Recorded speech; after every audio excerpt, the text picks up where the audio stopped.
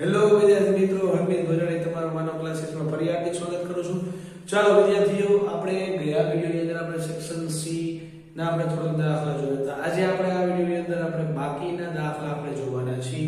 તો આપણે વિડિયોને જો ધ્યાનપૂર્વક જો શીખજો અને સરખી રીતના જોજો, સ્કીપ કરી જોતા નહીં. જો જેથી તમે સ્કીપ કરશો તો તમને કંઈ સમજાશે નહીં. તો આપણે આ વિડિયોને લાઈક કરો, શેર કરો અને સબસ્ક્રાઇબ કરો, અને જેથી આપણે બધા લેટેસ્ટ વિડિયો તમને મળતા રહે. તો ચાલો વિદ્યાર્થીઓ, આપણે વિડિયો ચાલુ કરશું. તો વિદ્યાર્થીઓ, ખાસ કરી આપણે આ દાખલો છે એ ભૂમિતિનો દાખલો છે અને વેરી મોસ્ટ ટાઈમની દાખલો છે, જે તમારા પેપરની અંદર 3 માર્કના સેક્શનની અંદર પૂછાય એવો દાખલો છે. આવો દાખલો તમને લોકોને ફરજિયાત આવડવો જોઈએ. હવે ધ્યાન આપજો. એક સરસ બિંદુઓ a અને b, a 1 -5 b -4 અને 5 ને જોડતા રેખાખંડ કયા ગુણોત્તરમાં વિભાજન કરે છે તે શોધો અને વિભાજન બિંદુના યામ શોધો. તો આપણે ખાસ કરી આપણા 7મા ચેપ્ટરના તમે વિડિયો જોશો તો એની અંદર તમને સરખી રીતના જોવા મળશે કે વિભાજન બિંદુને યામ પૂછે એટલે તમારે કરવાનું શું છે કે અહીંયા કે વાળું તમારે સૂત્ર મૂકવાનું થશે. તો આપણે એક હેડલાઈન લખશું એના માટે કે બિંદુઓ a 1 -5 અને b -4 5 ને જોડતા રેખાખંડનું કયો ગુણોત્તર k વાળું સૂત્ર આવે તો k/1 ગુણોત્તરમાં વિભાજન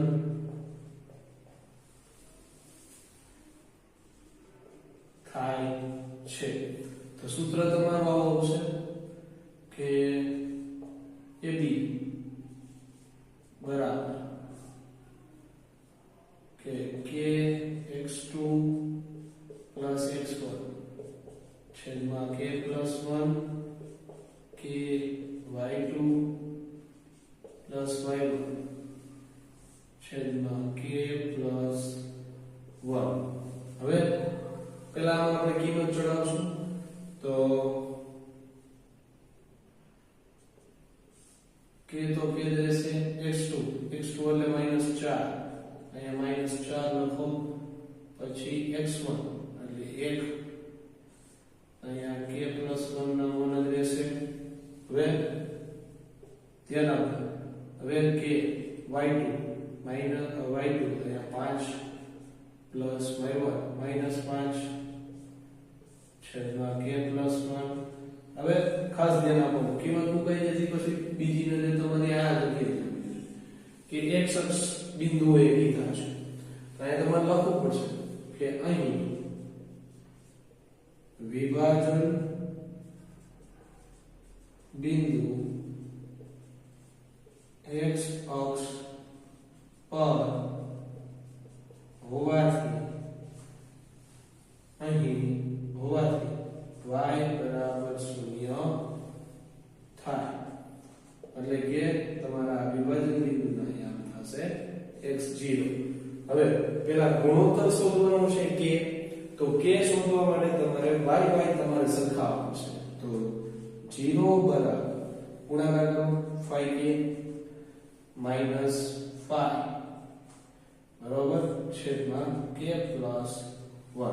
હવે હું આ k+1 ને અહીંયા લઈશ, આની સાથે ગુણાકાર કરીશ તો 0 થઈ ગયું. તો 5k - 5 થાય.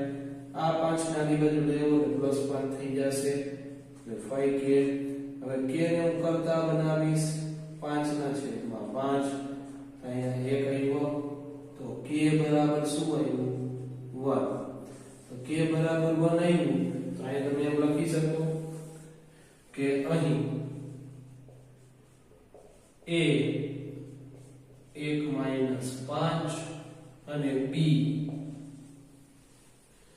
-4 અને 5 નું 1/1 ગુણોત્તરમાં વિભાજન થાય છે.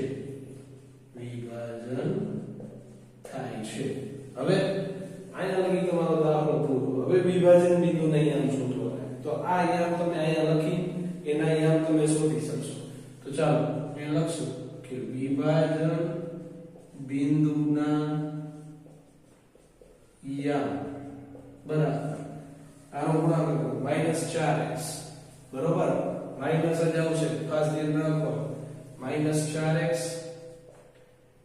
-4 કે સોરી પછી +1 છેદમાં k + 1 એટલે y1 તો મેં અહીંયા લખેલું છે 5k -5 છેદમાં k + 1. હવે કરવાનું શું છે આ k ની જગ્યાએ તમારે આ ગુણોત્તર મૂકી દેવાનું થશે. આપણે જો મૂકી દઈએ -4 અહીંયા 1 + 1 1 + 1 અને 5 અહીંયા 1 -5 એટલે કે 1 + 1. હવે એ -4 + 1 છેદમાં 2 5 - 5 2. હવે પ્લસ માઈનસ માઈનસ થાય તો -3 છેદમાં 2 થાય. 5 માંથી 5 જાય તો 0 0 ભેગા 2 કરશો તો 0. તો આ થશે તમારા વિભાજન બિંદુના યામ. લખી નાખવાનું કે વિભાજન બિંદુના યામ -3 છેદમાં 2 0 થાય. તો ચાલો વિદ્યાર્થીઓ આપણે નેક્સ્ટ લેક્ચરની અંદર આપણે નેક્સ્ટ દાખલો જોઈશું. ચાલો વિદ્યાર્થીઓ આ છે આપણો નેક્સ્ટ દાખલો. પ્રશ્ન નંબર 43 જે છે આપણો પ્રમેય 10.1 છે તે આપણે કરતા નથી. આપણે ડાયરેક્ટ બીજો દાખલો કરશું. જો તમારે પ્રમેય શીખવો હોય તો આપણી ચેનલ ઉપર તમે પ્રમેય 10.1 કરી તમે સર્ચ કરી શકશો તો એ તમને અહીંયા વિડિયો મળી જશે. ચાલો બે સપ્લિમેન્ટરી વર્તુળોની ત્રિજ્યાઓ 17 સેમી 8 સેમી છે. તો મોટી ત્રિજ્યાવાળા વર્તુળની એક જીવા નાના ત્રિજ્યાવાળા વર્તુળને સ્પર્શે તો જીવાની લંબાઈ શોધો. તો બે સપ્લિમેન્ટરી વર્તુળ એટલે કેન્દ્ર એક જ પણ વર્તુળ કેટલા થશે 2 થશે. ચાલો મોટો વર્તુળ કીધો છે તો 17 કીધો છે બરોબર ઈ આને સ્પર્શે છે તો આ થયું 17 સેમી રેડી અને આ થશે 8 સેમી રેડી. ચાલો હવે કેન્દ્ર O A B M ready. હવે આમાં તમારે બધી વસ્તુ લખવાની થશે. અહીં ત્રિકોણ તમારો શું થાય છે ત્રિકોણ OMA માં ખૂણો M જે છે 90 થશે. જેમાં OM બરાબર 8 સેમી અને OA બરાબર 17 સેમી. હવે પાયથાગોરસના પ્રમેય મુજબ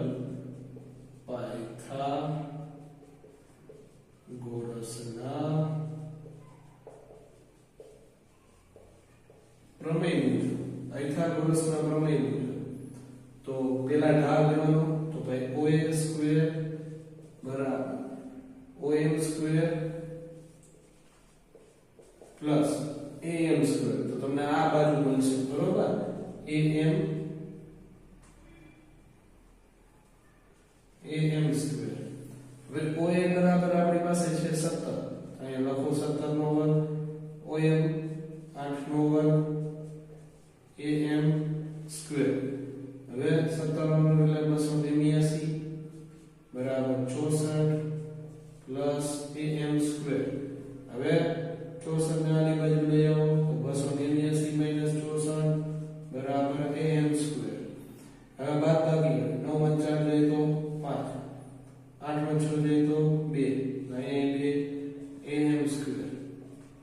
હવે AM બરાબર રૂટ 225 તો AM બરાબર ખાલી 15 નો વર્ગ થાય એ 15 સેમી થયો. હવે પૂછ્યું શું છે જીવાની લંબાઈ. જે આપણે શોધવાનું શું છે જીવાની લંબાઈ એ પણ તમારે અહીંયા આમ કરી લખાય જેથી તમને ખબર પડે કે AB બરાબર તમારે શોધવાનું છે.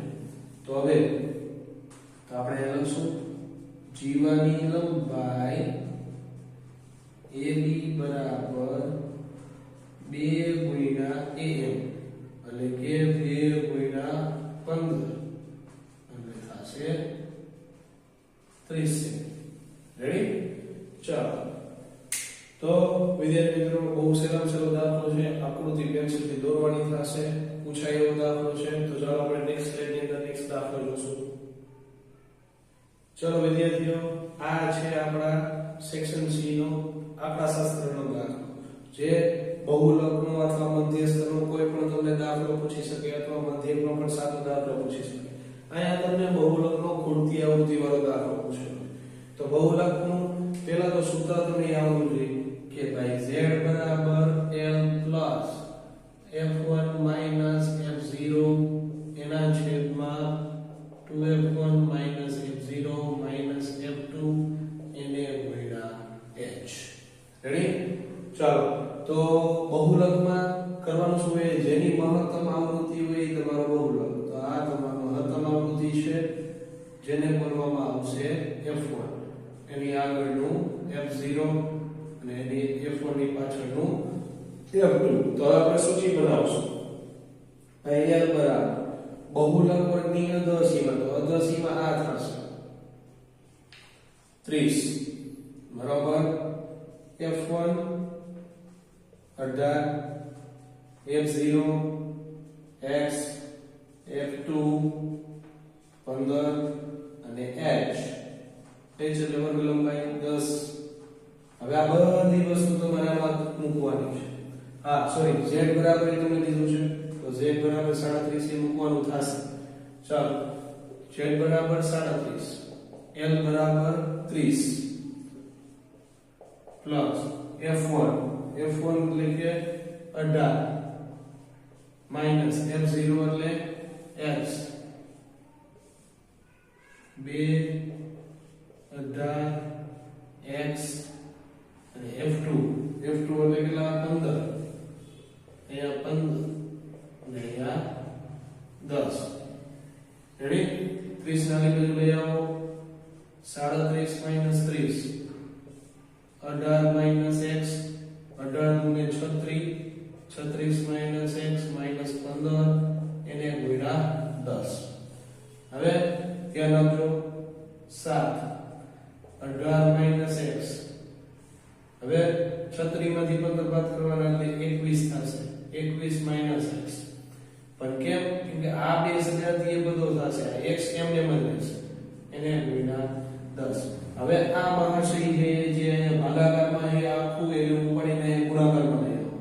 7 21 માઈનસ x અને આ 10 ને આની સાથે લઈ લો ગુણાકારમાં, 10 18 માઈનસ x.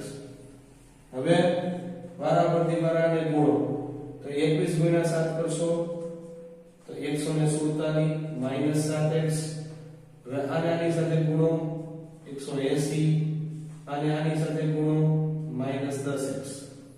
હવે મારે x ની વેલ્યુ પ્લસ માં રહેશે, તો હું 10 ને આની બાજુ લેશે, 147 ની ઓલી બાજુ લઈ જઈશ, તો 10x માઈનસ 7x.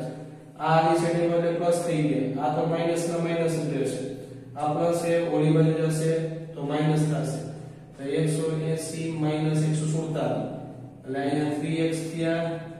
હવે 50 ને 30 ને 33 બરોબર, આ 33. હવે x બરાબર 33 ના છેદમાં 3, તો 11 તેરી 33 થશે, 3 3 ગયા, તો x બરાબર શું થશે 11. રેડી? તો ચાલો વિદ્યાર્થીઓ, અહીંયા તમારો આ ખૂટતી આવૃત્તિનો દાખલો કમ્પ્લીટ થાય છે. બીજી ખાસ વાત, ઘણા બધા વિદ્યાર્થીઓ પૂછે છે કે સર બહુલકમાં કોઠો બનાવવાનો, તો જો વિદ્યાર્થીઓ જે લોકોને ડાયરેક્ટ લખતા આવડતું હોય કે ભાઈ આ મોટું છે તો આમાંની અદર્શીમાં જે રકમમાંથી જોઈને લખી શકતા હોય, એના માટે વેલ એન્ડ ગુડ વસ્તુ છે. પણ જેને નથી ખબર પડતી, મહેરબાની કરીને આવી રીતે કોઠો બનાવો, આવું બધું લખો, જેથી એને ખબર પડે, એના માર્ક ન કપાય એના માટે. તો ચાલો આપણે નેક્સ્ટ સ્લાઇડની અંદર સેક્શન સી નો આપણે લાસ્ટ દાખલો જોશું. ચાલો વિદ્યાર્થીઓ, આ છે આપણા સેક્શન સી નો લાસ્ટ દાખલો, જે હશે સંભાવના. દર વખતે સંભાવનાનો જે છે તમારા પેપરની અંદર પણ સંભાવના કોઈ પણ દાખલો તમને આવી શકે. જો એક ડબ્બામાં 3 ભૂરી, 2 સફેદ અને 4 લાલ લખોટી દીધી છે, એમાંથી યાદીક્ષિત રીતે જો તમે એક કાઢો તો સફેદ હોય, ભૂરી હોય અને લાલ હોય, તેની સંભાવના તમારે શોધવાની છે. તો હંધાઈથી પહેલા મેં તમને શીખવાડેલું છે આગલા પ્રશ્નપત્રની અંદર પહેલા કુલ પરિણામોની સંખ્યા લખો અથવા કુલ પ્રયત્નોની સંખ્યા. તો આપણે પહેલા કુલ પ્રયત્નોની સંખ્યા લખશું. કુલ પ્રયત્નોની સંખ્યા. કુલ પ્રયત્નોની સંખ્યા તો આ બધાનો સરવાળો 3 + 2 + 4. તો 4 ને 3 7 ને 2 9. એ 9 લખોટી થાય. હવે 3 દાખલા છે તો 3 વાર તમારે ધારવાનું થશે. તો અહીંયા લખશું આપણે ઘટના A શું હોય સફેદ હોય પણ શું ભાઈ લખોટી. તો અહીંયા લખવાનું સફેદ લખોટી હોય. ઘટના એક નામ લખી નાખ્યું. હવે સૂત્ર પ્રમાણે સાનુકૂળ પ્રયત્નોની સંખ્યા. સાનુકૂળ એટલે કે ઉદ્ભવતા પ્રયત્નોની સંખ્યાને બોલવામાં આવે. અહીંયા એરો કરી લખવાનું સાનુકૂળ પ્રયત્નોની સંખ્યા. તમે પૂછ્યું શું હોય તો ભાઈ સફેદ લખોટી છે. સફેદ લખોટી કેટલી છે તો 2. અહીંયા 2 લખો. હવે સૂત્ર લખો તો ભાઈ P of A બરાબર સાનુકૂળ પ્રયત્નોની સંખ્યા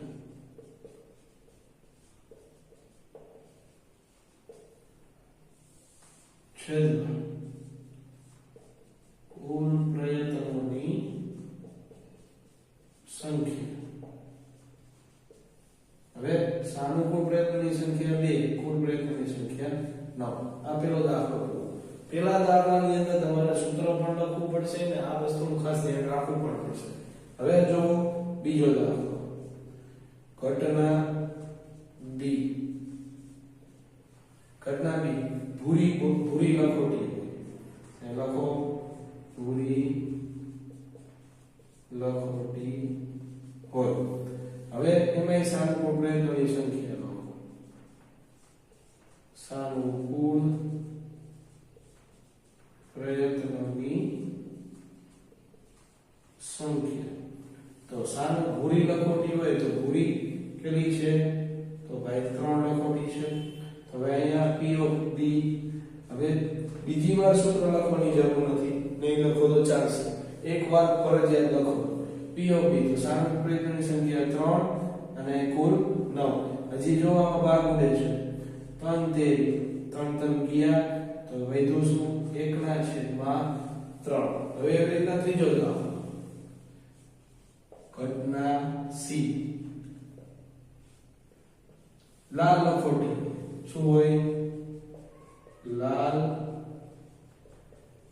લખોટી હોય. તો આપણે અહીંયા પિક કરી કે ભાઈ સાનુકૂળ